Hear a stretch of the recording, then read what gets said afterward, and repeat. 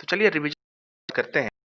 सबसे पहले तो कैपेसिटर्स के बारे में सबसे पहला पॉइंट यही है कि ये एनर्जी स्टोर करता है। एनर्जी स्टोर करता है, कैसा एनर्जी स्टोर करता है? तो याद रखिएगा, वो इलेक्ट्रोस्टैटिक पोटेंशियल एनर्जी स्टोर करता है। ये अन्य किसी तरह की एनर्जी को स्टोर नहीं करता, ये इलेक्ट्रोस्टैटिक पोटेंशियल एनर्जी को स्टोर करता है। किस फॉर्म में स्टोर करता है? तो वो इलेक्ट्रिक फील्ड के फॉर्म में स्टोर करता है। अगली जो इंपॉर्टेंट चीज तो धीरे धीरे शुरुआत करें जो की, तो सबसे पहले हम लोग पैरेलल प्लेट कैपेसिटर पे गौर कर लें। पैरेलल प्लेट कैपेसिटर सबसे सिंपल और सबसे सुंदर कैपेसिटर है। एक प्लेट पे चार्ज Q है, दूसरे प्लेट पे माइनस चार्ज Q है। ये एरिया A है, यहां भी एरिया A है। इस पर पूरी तरह से पॉजिटिवली डिस्ट्रीब्यूटेड हो, डिस्ट्रीब्यूशन हो, ताकि इसका फील्ड यहां पर होगा Q/2A। इसका फील्ड भी यहां पर होगा Q/2A एप्सिलॉन नॉट। इसलिए टोटल फील्ड होगा दिस यानी Q/A एप्सिलॉन नॉट। ध्यान दीजिएगा, फील्ड बिटवीन द प्लेट्स होता है Q/A एप्सिलॉन नॉट। इस फील्ड के बाद हम देख सकते हैं कि ये फील्ड कांस्टेंट है, सो पोटेंशियल होगा ED। जनरली क्या होता है कि पोटेंशियल जो होता है माइनस E.dr का इंटीग्रेशन, लेकिन चूंकि E कांस्टेंट है इसलिए E को बाहर निकाल सकते हैं और dr डी होगा, इसलिए हम भी इक्वल टू ई डी कह रहे हैं, जहां पे डी इन दोनों के बीच का डिस्टेंस है, और वो होगा Q D by epsilon not a. और कैपेसिटेंस का फॉर्मूला होगा क्यू बाई भी, यानी क्यू बाई भी को ले जाएंगे तो एप्सिलॉन नॉट ए। ध्यान दीजिएगा कि ये फॉर्मूले हैं जो कि बहुत पॉपुलर है, आपको वो फॉर्मूले एकदम याद होने चाहिए। तो पोटेंशियल इस पैरेलल प्लेट कैपेसिटर का कैपेसिटेंस है epsilon not A by D. ध्यान दीजिएगा, एक और इंपॉर्टेंट यहां एक्सप्रेशन है, what is the force between plates. Force का फॉर्मूला होगा एक प्लेट का फील्ड गुने दूसरे प्लेट का चार्ज।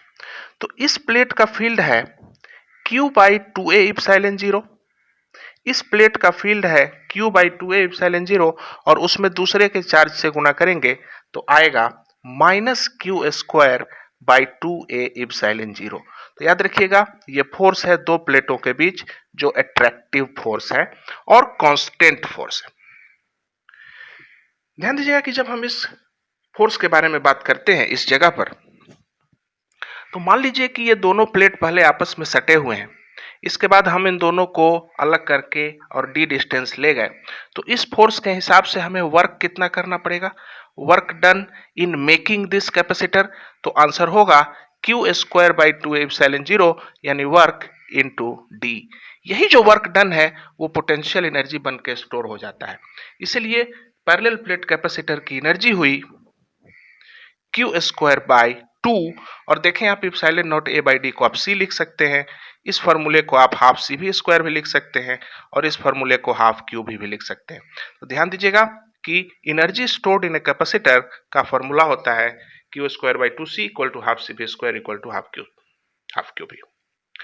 आगे बढ़ते हैं और हम लोग इस फॉर्मूले को आगे लेके चलते हैं।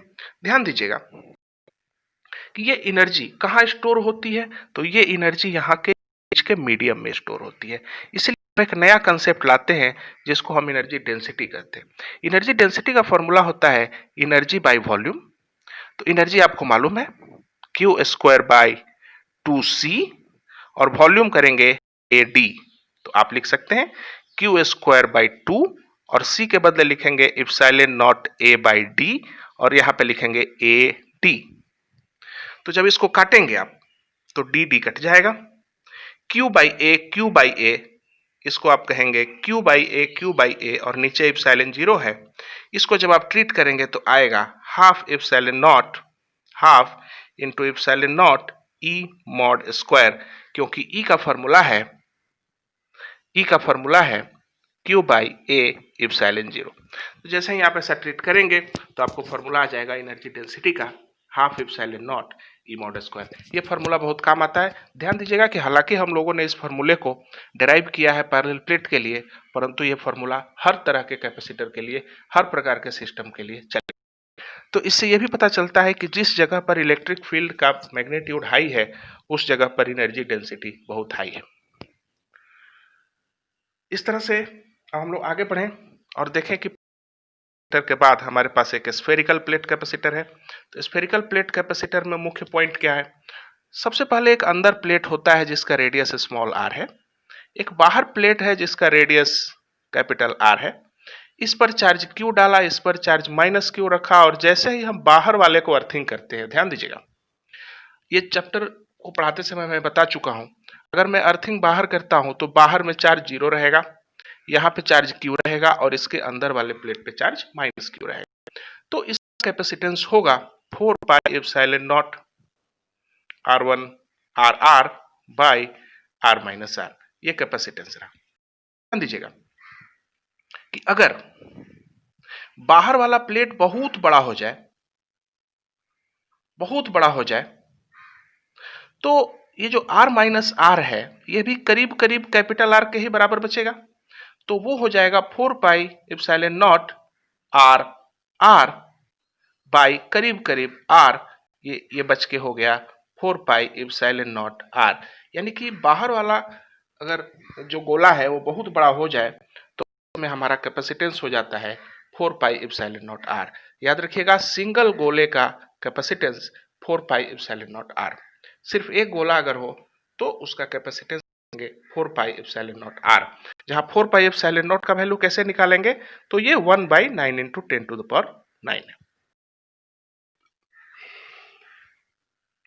ध्यान दीजिएगा कि अगर इस गोले के अंदर हमने अर्थिंग अंदर कर दी और बाहर चार्ज रख दिया, जैसे क्यू रखा, अर्थिंग अंदर कर दी तो यहाँ पे चार्ज बदल जाएगा। इस केस को हम लोगों ने पहले से डिस्कस किया हुआ है, और कैपेसिटेंस का फॉर्मूला होगा 4 pi epsilon not R R by R minus R plus 4 pi epsilon R. कैसे चलाएंगे कि ये सही रहा? देखिए, केस में जो इलेक्ट्रिक फील्ड है वो सिर्फ इन दोनों के बीच में बना, इसलिए इस बीच वाले इलाके का कैपेसिटेंस ये है। लेकिन जैसे ही आप बाहर अंदर वाले को अर्थिंग करेंगे तो सारे सरफेसेस पे चार्ज आते हैं, यहां भी आते हैं और बाहर भी आते हैं, इसलिए जो कैपेसिटेंस बना है वो ये वाला कैपेसिटेंस प्लस ये वाले बाहर वाले का कैपेसिटेंस जो कि 4 पाई एप्सिलॉन 0 R होगा, उसको जोड़ा गया है। इसलिए कैपेसिटेंस का अंदाजा भी लगा सकते हैं। ये कैपेसिटेंस है बीच के इलाके का, और ये कैपेसिटेंस है यहां से लेके इन्फिनाइट तक का 4 पाई एप्सिलॉन 0 R, जो कि हम लोगों ने पहले डिस्कस किया हुआ था। उसी तरह से अगर हम देखें तो एक सिलिंड्रिकल प्लेट कैपेसिटर है जो कि बहुत खास इंपॉर्टेंट नहीं है, जस्ट हम लोग एक लाइन पढ़ लें कि इस प्लेट का जो कैपेसिटेंस होता है, इसमें दो सिलेंडर लगे होते हैं जिनका हाइट h होता है, और अंदर वाले का रेडियस स्मॉल r है, बाहर वाले का रेडियस कैपिटल R है। तो C का फॉर्मूला होगा 2 पाई epsilon not h by ln r by r। तो इस तरह से आपने देखा कि हम लोगों ने कम से कम फार्मूले याद कर लिए हैं। जिस तरह से फार्मूले याद आते हैं उस हिसाब से फार्मूलों को यूज कर सकते हैं। अगर फार्मूले याद नहीं आते तो एक दो बार लिखेंगे तो आपको याद हो जाएगा। अगली जो इंपॉर्टेंट चीज है हमारी वो है कैपेसिटर कॉम्बिनेशंस। ध्यान दीजिएगा, इसका डेरिवेशन हम लोग क्लासरूम में कर चुके हैं। क्लासरूम फॉर 12 आप देख लीजिएगा एक बार, यहां पर हम लोग इसको रिवीजन कर रहे हैं।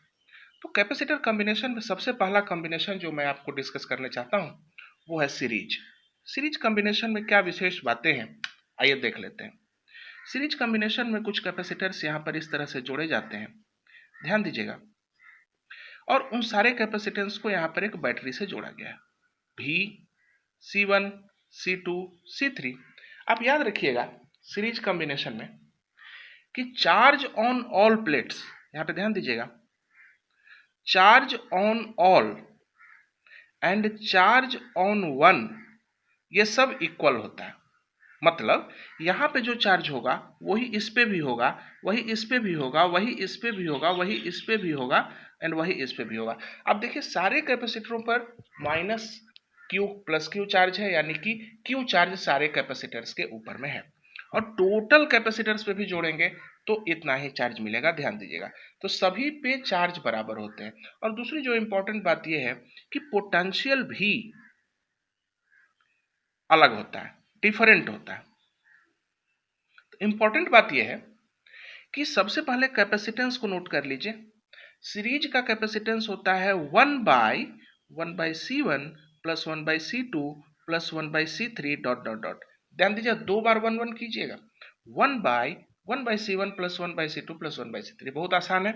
और दूसरी बात ध्यान दीजिएगा, अगर दो कैपेसिटर्स हों फॉर 2 ओनली, तो आप इसको C1 C2 bye C1 plus C2 से काम चला सकते हैं, सिर्फ दो के लिए। तीसरा होगा तो आगे से इसको यूज कीजिएगा।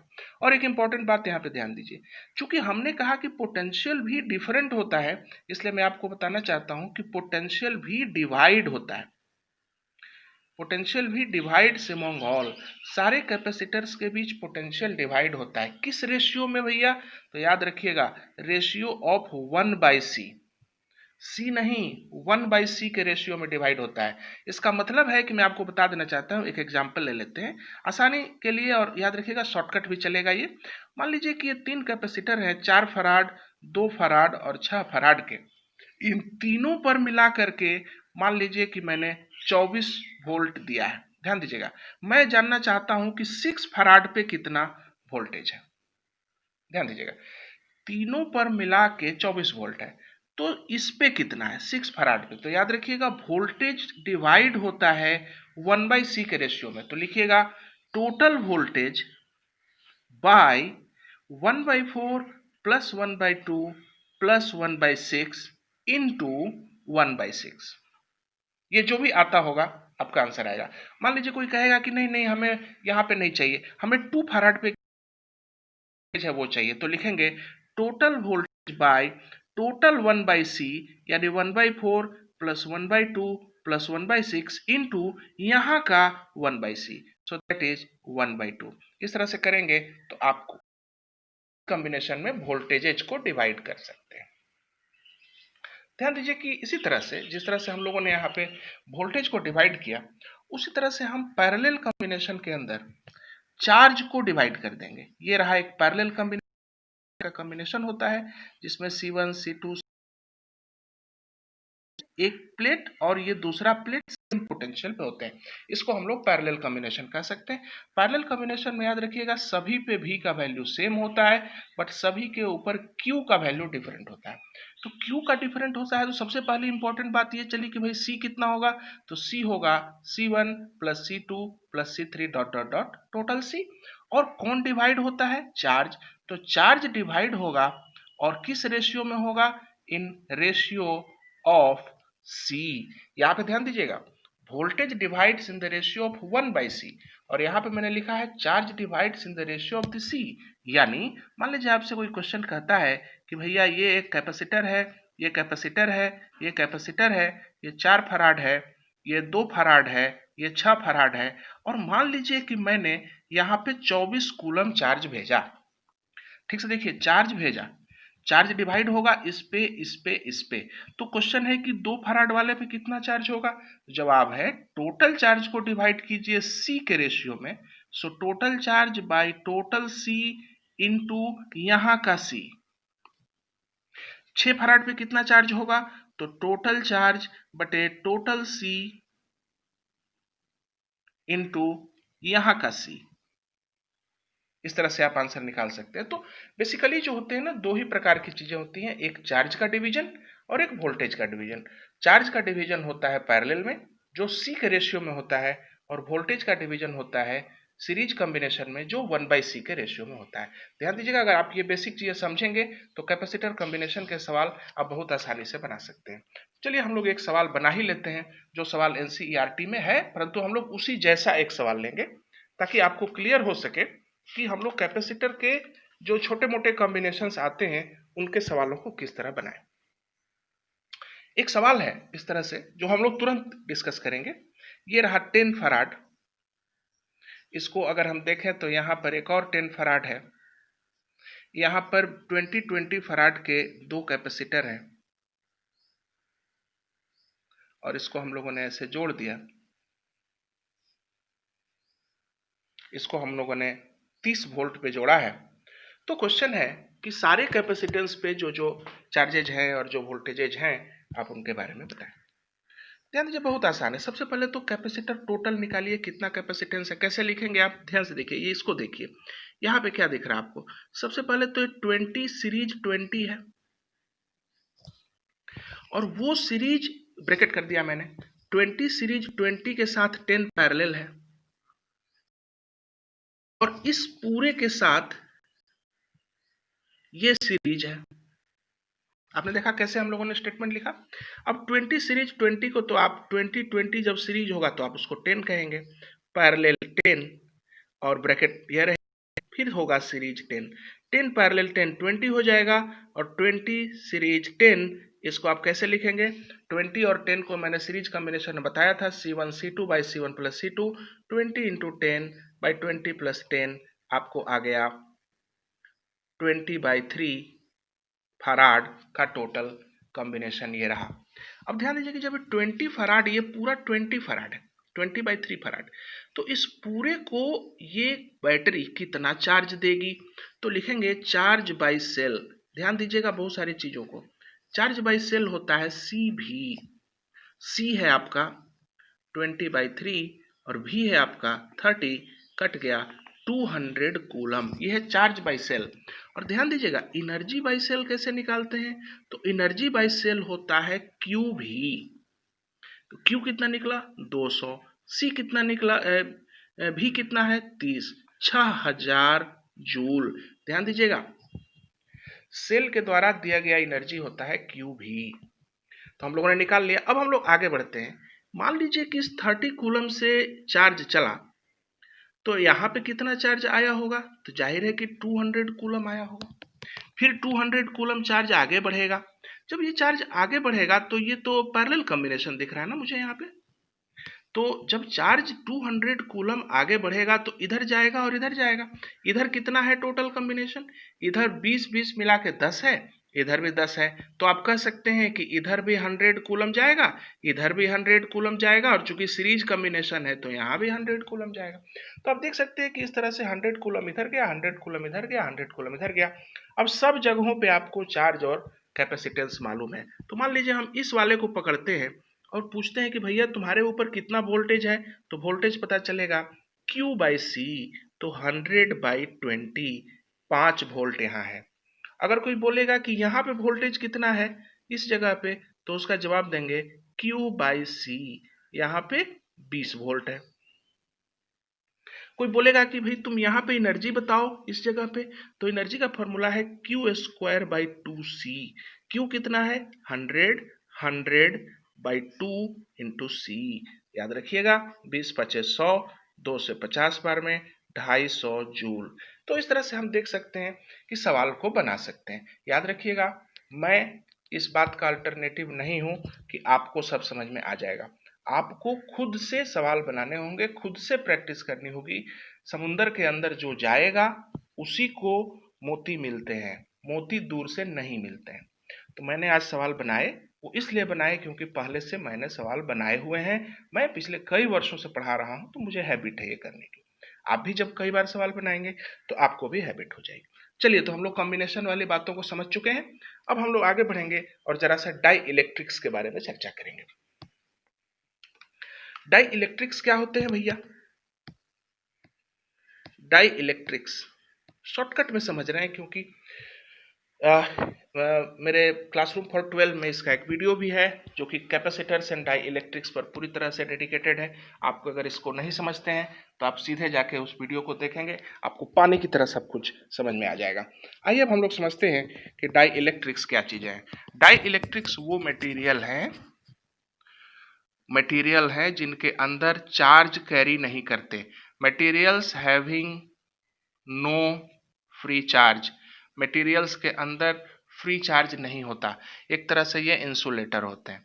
दूसरी क्या खासियत है इनकी, जब इनको बाहरी फील्ड में आप रखते हैं तो अंदर में ये एक इंड्यूस्ड फील्ड बनाते हैं भीतर। याद रखिएगा जैसे ही आप इनको इलेक्ट्रिक फील्ड में रखते हैं इनके चार्जेज रीडिस्ट्रीब्यूट होते हैं, परंतु ये रीडिस्ट्रीब्यूशन इनकम्प्लीट होता है।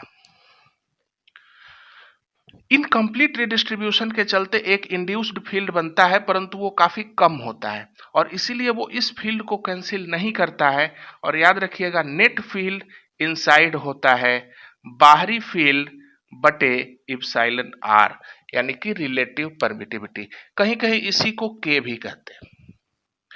तो कंसेप्ट की बात यही है कि बाहर में फील्ड ई रहेगा तो अंदर में field E not by epsilon R रहेगा, मतलब इप्सिलॉन आर टाइम्स कम कर दीजिए, सीधी सी बात है। जितना डाइलेक्ट्रिक कांस्टेंट होगा उतना इलेक्ट्रिक फील्ड कम होगी। अब आगे बढ़ते हैं और जरा सा देखते हैं कि इस प्रकार के चीजों को अगर हम कैपेसिटर्स में भर दें तो क्या होता है। मान लीजिए ये कैपेसिटर रहा, इस कैपेसिटर के अंदर यहाँ पे चार्ज Q है और यहाँ पे हमने वो डाइलेक्ट्रिक भर दिया और यहाँ पे फिर से चार्ज -Q है। ध्यान दीजिएगा, चीजें कंसेप्ट वाइज हैं। तो ये चार्ज Q है, ये -Q चार्ज है, बीच में हमने डाइलेक्ट्रिक भर दिया जिसका डाइलेक्ट्रिक कांस्टेंट इप्सिलॉन आर है। तो ध्यान दीजिए, जैसा मैंने पहले कहा, यहाँ पर तो स्पेस है, यहाँ पर इलेक्ट्रिक फील्ड होगा Q by epsilon not A, लेकिन ये तो डाइलेक्ट्रिक है तो यहाँ पे होगा Q by epsilon not epsilon R A, मतलब इसके मुकाबले इप्सिलॉन आर गुना कम, और फिर जैसे ही बाहर निकलेंगे फिर इलेक्ट्रिक फील्ड यही हो जाएगा Q by epsilon not A। ये मैं नेट फील्ड कह रहा हूं। दूसरी बात, यहाँ पे चार्ज डिस्ट्रीब्यूट होंगे, तो चार्ज यहाँ पे होगा Q बराबर, Q इंड्यूस्ड बराबर -Q into 1 by 1 minus 1 by epsilon R, और इतना ही यहाँ पे पॉजिटिव में होगा। इस तरह से आप देख सकते हैं कि एक कैपेसिटर के अंदर जब डाइलेक्ट्रिक रखते हैं तो फील्ड घट जाता है उस डाइलेक्ट्रिक के अंदर, और चार्ज इंड्यूस्ड भी जो रहता है वो चार्ज इंड्यूस्ड भी कम ही रहता है। और याद रखिएगा, मेटल्स के लिए इप्सिलॉन आर इंफिनिटी होता है और स्पेस के लिए इप्सिलॉन आर रिलेटिव परमिटिविटी 1 होती है। तो जो इप्सिलॉन आर है वो इंफिनिटी से 1 के बीच में वेरी करता है। अब मान लीजिए कि इस तरह का एक कैपेसिटर है, तो इसका कैपेसिटेंस क्या होगा, इसका डिटेल अगर मैंने आपको पहले ही वीडियो बताया है कि अगर आपको दिक्कत हो रही है तो आप वहां जाके देख सकते हैं। इसका कैपेसिटेंस का फॉर्मूला कैसे निकाला जाएगा। मान लीजिए कि हमारे पास एक कैपेसिटर है जिसका पूरा थिकनेस D है, लेकिन हमने इसके T थिकनेस में एक मटेरियल भरा है जिसका कैपेसिटेंस इप्सिलॉन आर है, तो ऐसे में इसका कैपेसिटेंस होगा इप्सिलॉन नॉट A बाई, अब देखिए डिस्टेंस भरना है, लेकिन डिस्टेंस भरना है तो हर डिस्टेंस में उसके इप्सिलॉन आर से भाग लगाइएगा, इसलिए T बटे इप्सिलॉन आर करेंगे, परंतु ये जो D माइनस टी बचा, ये वाला और ये वाला, इसके लिए आपको इप्सिलॉन आर का वैल्यू 1 है, इसलिए आप इसको छोड़ देंगे, ये C का वैल्यू होगा। याद रखिएगा, इसमें बहुत सारे क्वेश्चंस आ सकते हैं। उसी तरह से मान लीजिए कोई कैपेसिटर है, इसमें आपने पूरी तरह से भर दिया डाइलेक्ट्रिक, फुल भर दिया, तो इसका कैपेसिटेंस होगा epsilon not A by D। ध्यान दीजिए, इस पूरी D में आपने इप्सिलॉन आर भर दिया है, इसलिए हो जाएगा epsilon R epsilon not A by D। ध्यान दीजिए कि जब आपने कैपेसिटर को भरा पूरी तरह से डाइलेक्ट्रिक से तो उसका कैपेसिटेंस बढ़ गया, तो डाइलेक्ट्रिक्स कैपेसिटेंस को बढ़ाते हैं। उस तरह से मान लीजिए यहाँ पर एक कैपेसिटर है, यहाँ पर हमने कुछ दूर तक मेटल भर दी है, यहाँ पे क्या भरा हमने, मेटल के, इसका कितना है, इंफिनिटी है, और थिकनेस T है और ये पूरी थिकनेस D है। क्या करेंगे, C का वैल्यू होगा इप्सिलॉन नॉट A बाई, बताइए तो ये मेटल कितना है, तो T बटे इंफिनिटी होगा, प्लस ये जो बचा हुआ स्पेस है D माइनस टी लिखेंगे, अब ये तो 0 हो जाएगा, इसलिए बनेगा epsilon not A by D minus T. इस तरह से आप देख सकते हैं कि चीजों के साथ हम लोग खेल सकते हैं और सवाल को बना सकते हैं। इसी में कई बार मैंने देखा है कि जब ऑब्जेक्टिव सवाल आते हैं, खासतौर पे मेडिकल में, तो उसमें फिजिक्स के बहुत ज़्यादा मैथमेटिकल फॉर्मुलेशन की जरूरत नहीं होती है, कई बार तो एक ही सवाल कई बार आ चुका होता है। मान लीजिए अगर इस तरह का एक सेटअप है, ऐसा एक कैपेसिटर है जिसका प्लेट एरिया A है, D है, आधा D तक हमने भर दिया है K1 और फिर K2 और फिर K3, तो इसको कैसे आप सोल्व करेंगे, ये कितना कैपेसिटेंस बनेगा। ध्यान दीजिए कि यहाँ पे अगर हम देखें तो मान लीजिए इसका कैपेसिटेंस C1 है, इसका C2 है, इसका C3 है, तो यहाँ पे तीनों कैसे कनेक्ट है, तो आप देखिएगा कि C1 पैरेलल C2 कनेक्ट है सबसे पहली बात, और C3 के साथ वो सीरीज में कनेक्ट है, तो C1 parallel C2 series C3, और पैरेलल का मतलब क्या होता है, आप जानते हैं कि पैरेलल का मतलब C1 प्लस C2 कर देंगे, फिर ये जो वैल्यू आएगा उसके साथ सीरीज कॉम्बिनेशन करेंगे। अब C1 का वैल्यू क्या है, C1 के वैल्यू पे ध्यान दीजिए, आंसर होगा K1 इप्सिलॉन नॉट, लेकिन एरिया तो आधी है भाई, इसकी एरिया आधी है, तो epsilon not A by D भी आधा है, तो डी बाई 2।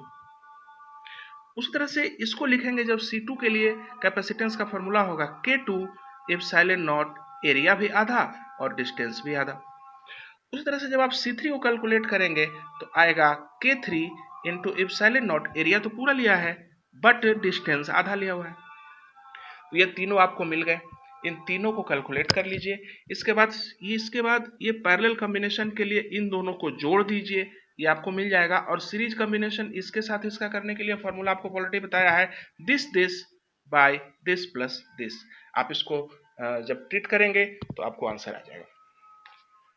तो इस तरह से हम लोगों ने देखा कि जब हम लोग किसी मेटल को भर दें या किसी कैपेसिटर को भर देते हैं किसी कैपेसिटर के अंदर, तो वो किस तरह से बिहेव करता है।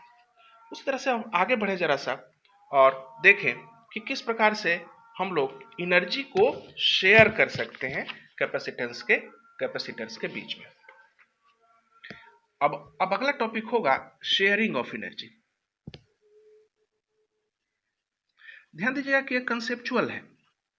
कैपेसिटर एक बड़ा ही अजीब सा चैप्टर है जिसके अंदर अक्सर छात्र जो हैं फंस जाते हैं और चीजें कंफ्यूज हो जाते हैं। तो शेयरिंग ऑफ एनर्जी क्या है भाई?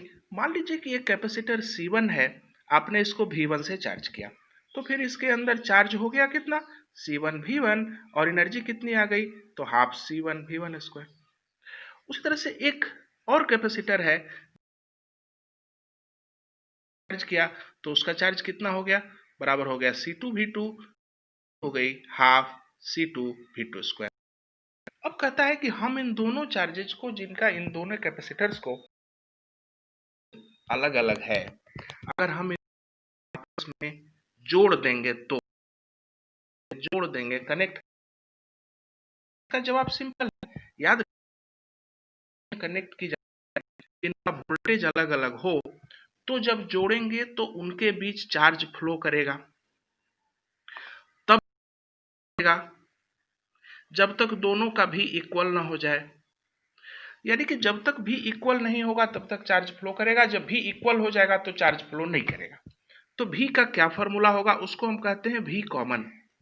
भी कॉमन का फॉर्मूला होगा टोटल चार्ज, यानी C1 V1 plus C2 V2, total charge this, by दोनों का टोटल कैपेसिटेंस कितना लेना है? C1 plus C2। यहाँ पे गौर कीजिएगा, चूंकि हम लोग रिवीजन कर रहे हैं, अगर आपने प्लस प्लस और माइनस माइनस जोड़ा है प्लेट, तब ये इतना कैपेसिटेंस होगा। लेकिन अगर आपने, याद रखिए कि अगर आपने प्लस के साथ माइनस को जोड़ा हुआ है तो यहाँ पे होगा C1 V1 minus C2 V2 by C1 plus C2। Common potential का फॉर्मूला अलग होगा। अब आपसे कोई पूछेगा कि ठीक है भाई, ये बताइए कि पहले वाले कैपेसिटर की एनर्जी कितनी हो गई? पहले वाले कैपेसिटर की एनर्जी हो गई हाफ C1 और ये वाला स्क्वायर VC स्क्वायर, और दूसरे वाले का कितना हो गया? तो हाफ C2, वो भी VC स्क्वायर। इन दोनों को जोड़ेंगे अगर हम तो हमें U टोटल मिलेगा। ये कितना होगा? तो हाफ C1 प्लस C2, और ये वाला जो है C1 V1 plus C2 V2 by C1 plus C2 whole square. ये टोटल दोनों की एनर्जी हुई। याद रखिए, पहले की एनर्जी इतनी हुई, दूसरे की एनर्जी इतनी हुई, टोटल एनर्जी इतनी हुई, और ये टोटल एनर्जी इन दोनों एनर्जियों के सम से अलग है। तो याद रखिएगा कि हमेशा लॉस होता है, ये एनर्जी हमेशा कम होती है इन दोनों के सम से। कम क्यों होती है? कॉमन सेंस की बात है। देखिए, आप जानते हैं कि कोई भी सिस्टम हमेशा अपनी पोटेंशियल एनर्जी को घटाने के प्रयास में रहता है, इसलिए जब इन दोनों को मौका मिलेगा तो ये दोनों अपनी टोटल एनर्जी को, टोटल पोटेंशियल एनर्जी को घटाएंगे ही, बढ़ाने का कोई चांस नहीं है। तो जब घटाएंगे तो लॉस होगा, इस टोटल में से जब इसको घटाएंगे तो लॉस आएगा half C1 C2 by C1 plus C2 into V1 minus V2 whole square. ये लॉस हमेशा लॉस ही होगा। इस केस में ये लॉस होगा half C1 C2 by C1 plus C2 into V1 plus V2 whole square. आप देख सकते हैं इस केस में लॉस ज्यादा है, इस केस में लॉस कम है। और याद रखिएगा, कोई पूछेगा कि ये बताइए कि पहले वाले कैपेसिटर का क्या होता है? तो पहले वाले कैपेसिटर की इनिशियल एनर्जी निकालिए। फिर फाइनल एनर्जी निकालिए इस वोल्टेज से, और पहले वाले कैपेसिटर की एनर्जी और पहले वाले के बाद की एनर्जी दोनों को कंपेयर करके आंसर दे दीजिए। हो सकता है कि पहले कैपेसिटर एनर्जी को गेन करे, हो सकता है कि दूसरा कैपेसिटर एनर्जी को गेन करे, परंतु दोनों मिलकर के लॉस ही करेंगे। इस बात को ध्यान दीजिएगा, it is not the loss by one capacitor, it is the loss by both of them. One capacitor में gain also, it may gain, generally दोनों लॉस करते हैं परंतु एक गेन कर सकता है, उससे घबराइएगा मत। So this is the total loss by both the capacitors. तो इस तरह से हम लोगों ने शेयरिंग ऑफ एनर्जी को डिस्कस किया। अब आइए हम लोग कुछ कंसेप्चुअल टॉपिक्स पे आते हैं। कंसेप्चुअल टॉपिक्स मतलब जो बहुत सारी चीजों को क्लियर करेंगे। आइए हम लोग देखें कंसेप्चुअल टॉपिक्स। टॉपिक्स नहीं है, वो डिस्कशंस हैं जो कि टीचर्स अक्सर डिस्कस करते हैं अपने स्टूडेंट्स के लिए। मान लीजिए कि हमारे पास एक कैपेसिटर है सी का, इसको हमने एक बैटरी से कनेक्ट किया, इसको चार्ज कर दिया, बैटरी भी है, और इसको चार्ज करने के बाद after charging we pulled the plates. हम लोगों ने प्लेट्स को पुल कर दिया, खींच दिया, फैला दिया। कितना फैलाया भाई? ताकि डिस्टेंस जो है वो n टाइम्स बढ़ जाए, डिस्टेंस n टाइम्स बढ़ गया। तो बताइए कि क्या क्या हुआ। तो ध्यान दीजिए, उसमें हम लोग गौर करेंगे कि कितना क्या क्या चीजों में परिवर्तन आएगा। हम लोग उन चीजों को जरा सा यहां पे ध्यान दें, सावधानी रखिएगा।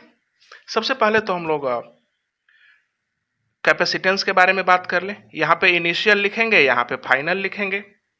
तो कैपेसिटेंस इनिशियल होगा epsilon not A by D, और यहां पे याद रखिए बैटरी हमेशा कनेक्ट है, बैटरी नहीं हटाई गई है।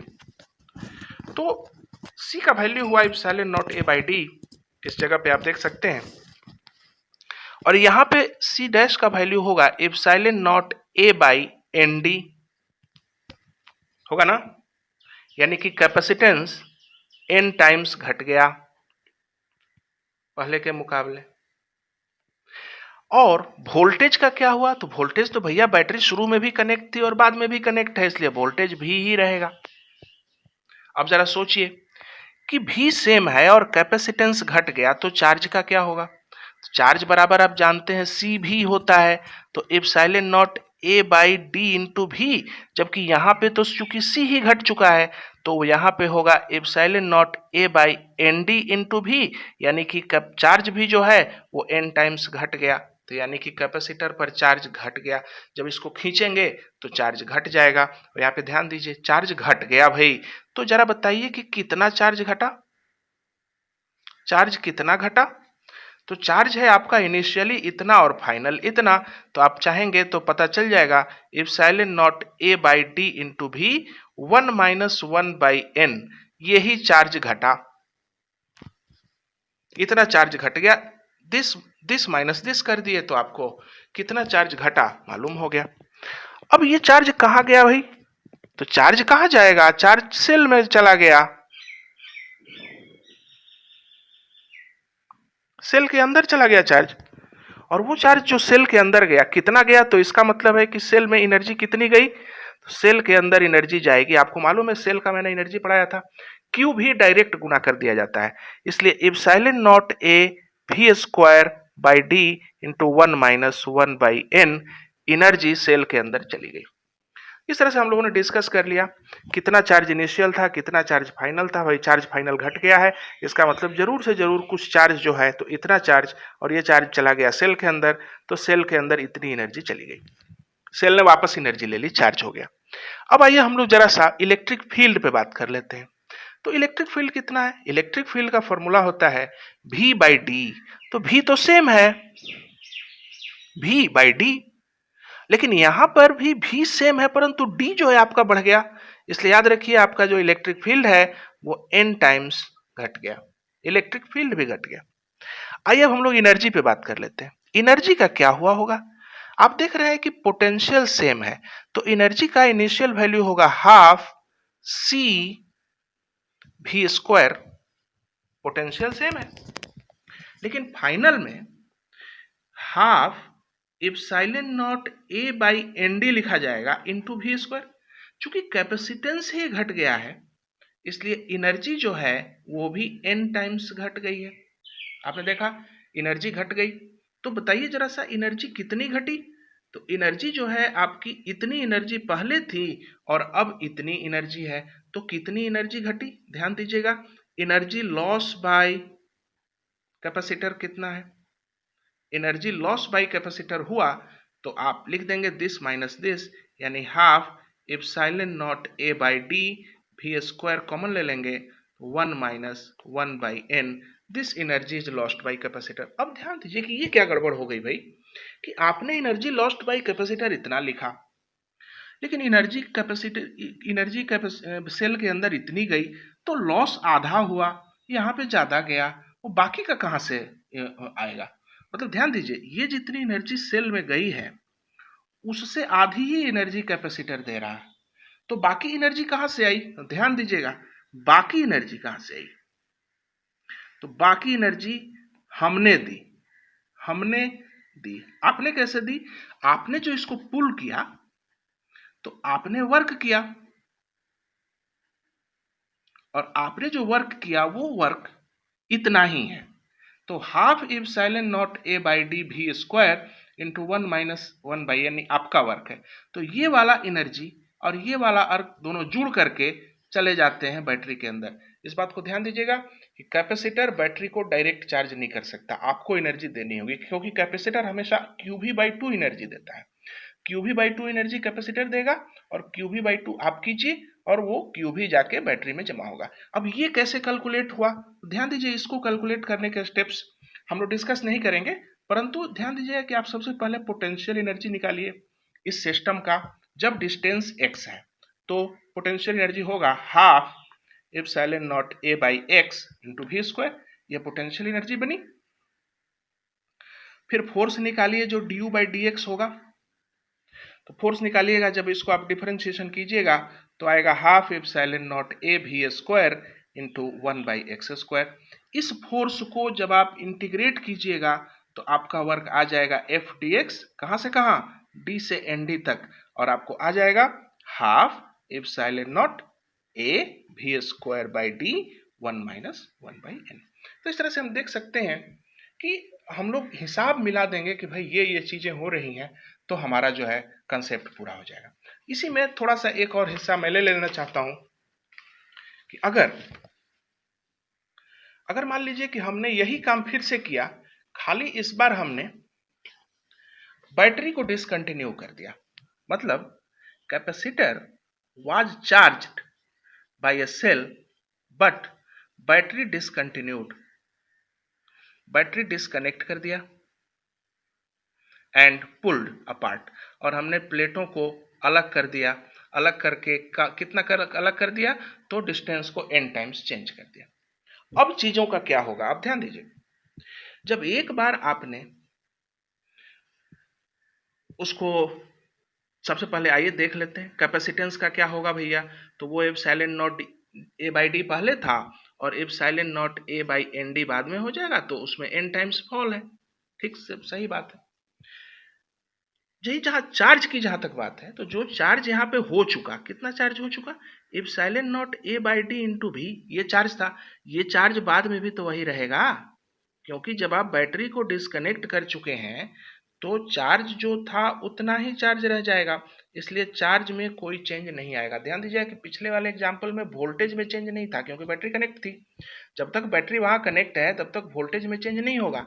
अब जो भी एक्स्ट्रा चार्ज होगा वो बैटरी ले लेगी, परंतु वोल्टेज मेंटेन रहेगा। यहाँ पे तो आपने बैटरी को डिस्कनेक्ट कर दिया, और जब आप डिस्कनेक्ट कर देते हैं बैटरी को तो जो चार्ज उसने पहले दे दिया था उतना ही चार्ज बना रहता है, तो चार्ज उतना ही रह गया, लेकिन वोल्टेज बदल जाएगा ना भाई।